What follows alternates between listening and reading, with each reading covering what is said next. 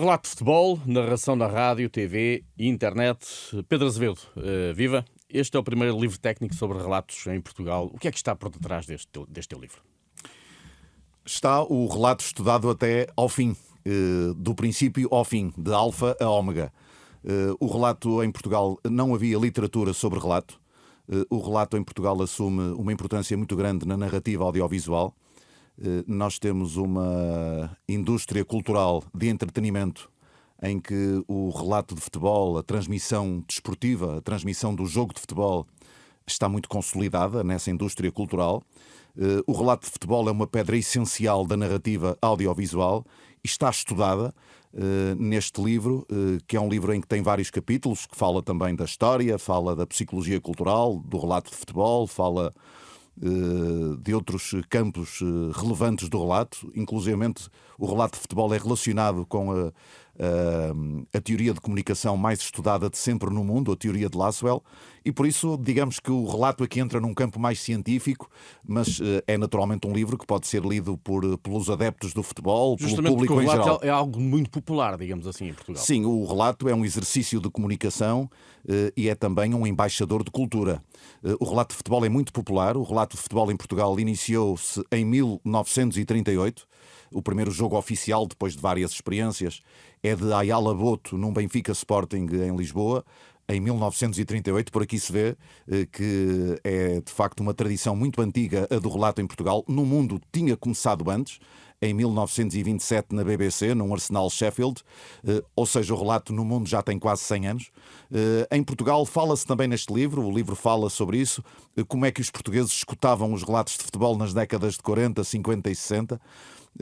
Fala-se da disseminação do transistor a pilhas, que acaba por dar também um grande impacto ao relato nas décadas de 70, na década de 80, ainda na de 90. O estar no campo e ao mesmo tempo ouvir o relato. E depois essa fronteira que existe no antes e depois daquilo que foi o impacto da rádio no relato de futebol, que foi em 1998, que é quando surge o primeiro canal temático de desporto de televisão. Este teu título, narração na rádio, TV e internet, aponta claramente para três matrizes diferentes com uma mesma finalidade. O que é que há aqui de diferente nestes três géneros de relato, vamos dizer assim, de essencial? A retórica é igual nos três, a linguagem é diferente. A retórica é igual no sentido de levar o ouvinte para a ideia do narrador, para o persuadir. É igual, quer na rádio, quer na televisão, quer na internet. Depois tudo é diferente, a linguagem é diferente. A narrativa audiovisual na rádio e na televisão assenta em dois pilares: o pilar sonoro e o pilar visual. Também na rádio existe esse sistema visual. Não deve ser de todo descurado a rádio no sistema visual, porque o nosso ouvido, com a sua capacidade de hiperestesia, cria imagens. Não são imagens reais, são imagens subjetivas, são imagens virtuais, mas tem essa capacidade de criar imagens com o relato que está a ser cada ouvido. Um depois cria, exatamente. Portanto, e não só, porque hoje a rádio também se vê através das suas publicações, o minuto a minuto, e o ouvinte pode também, através da publicação rádio, ler o relato. Portanto, a rádio não deve ser descurada no seu sistema visual, que na televisão inclui aquilo que é visto pelo espectador e também todo o grafismo que envolve o relato. Depois temos um sistema, uma realidade sonora, aí sim, em que a rádio tem um papel preponderante, mas também essa realidade sonora é transportada para a televisão, que se divide aqui em 4 subgéneros, que têm a ver com o verbal falado, tudo aquilo que é dito, com os silêncios, porque o silêncio, se for naturalista, se for sintático, se for dramático, pode ter também uma expressão muito importante no relato de futebol. A musicalidade, que nós na rádio usamos muito com as vinhetas, que dão, digamos que é uma força supletiva que dá ao relato, e por isso são aspectos também muito relevantes que nós podemos aqui associar em termos daquilo que é a realidade sonora da transmissão de um relato de futebol. Na tua opinião, o que predomina no relato, e focando agora concretamente na rádio, o que predomina no relato rádio é mais arte ou mais técnica, se é que há predominância de uma coisa sobre a outra? O relato de futebol é um conjunto de três coisas. Primeiro, dizer que é um género discursivo. Eu defendo que o relato deve ser feito por jornalistas, eventualmente pode não ser, mas eu defendo que deve ser, por uma razão muito simples. O relato de futebol é um género discursivo, produzido por narradores, e dominado o relato pelo discurso institucional do jornalismo. E quem domina o discurso institucional do jornalismo são os jornalistas. Claro. E dentro deste contexto, o relato, dentro daquilo que são os géneros nobres do jornalismo, como sabemos são a entrevista, a notícia e a reportagem, nestes três géneros eu enquadro o relato de futebol na reportagem. O relato de futebol é uma reportagem, claramente, e que atravessa todos os géneros de reportagem. É informativo, é expositivo, é narrativo, é opinativo, porque hoje já é emitido juízo de opinião pelos narradores, muito juízo de opinião pelos narradores, e por isso o relato atravessa todos estes subgéneros. O relato expõe informação, o relato descreve na narração, ou seja, no espaço, tempo e personagens, e dá opinião.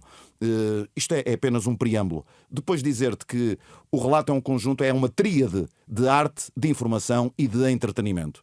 Arte no sentido da expressão de um ideal estético do narrador, é informação, está lá a atividade primária do jornalismo, é a observação e descrição de factos, e é também entretenimento, porque o relato informa, mas também diverte, entretém. Portanto, é uma tríade de arte, de informação e de entretenimento. Muitos daqueles que nos escutam, a nós narradores, interrogam-se sobre a capacidade para descrevermos a posição dos jogadores em campo, o momento do jogo. O que é que está por trás de tudo isto? O que é que podes desvendar deste pequeno mistério que aqueles que nos escutam têm dificuldade em identificar? É preciso ter uma concentração muito grande. Há um capítulo em que eu abordo muito o detalhe da característica do próprio narrador. O narrador tem de ter dois aspectos essenciais. A parte mecânica e a parte técnica do narrador. A parte mecânica tem a ver com a sua zona de fonação, tem a ver com o seu diafragma, a sua voz, que é o principal instrumento do relato, é a voz. Depois há uma parte técnica, e a parte técnica... para respirar. Exatamente. E o respirar é muito importante porque tanto a expiração como quando inspiras, tens de inspirar de uma forma que depois te permita expirar, porque a fala é produzida pela expiração e nunca pela inspiração. Portanto, há aqui alguns aspectos técnicos muito relevantes no que diz respeito à parte mecânica. E depois há uma parte técnica, que é o falar depressa e dizer bem. Portanto, ter um apuro aqui muito refinado em termos cognitivos, e depois há uma construção sintática das frases, tem de estar sempre presente. Portanto, vem de tudo isto para aqueles que nos estão a escutar e a ver neste momento, que fazer relatos não é para todos. Também há aqui algo de talento, de original, que pode e deve ser desenvolvido, mas quem ler este livro diz: vou ler o livro de relatos do Pedro Azevedo e vou ser relatador, vou ser narrador de futebol. Não é assim que isto funciona. Pode ser um caminho, porque nós temos o inato e o adquirido. Nós nascemos com algumas tendências eu penso que nasci para esta, porque eu relato desde os 8 anos de idade, com cromos de futebol. Está também essa história contada no livro, a história como eu entrei para o relato e como os portugueses entraram para o relato. Portanto, a história do relato pessoal e geral está no livro e mesmo no mundo. Mas nós temos o inato e o adquirido. Se nós nascemos com esta vocação, por que não desenvolver esse potencial? E no relato e no livro explica como pode ser desenvolvido esse potencial por cada um.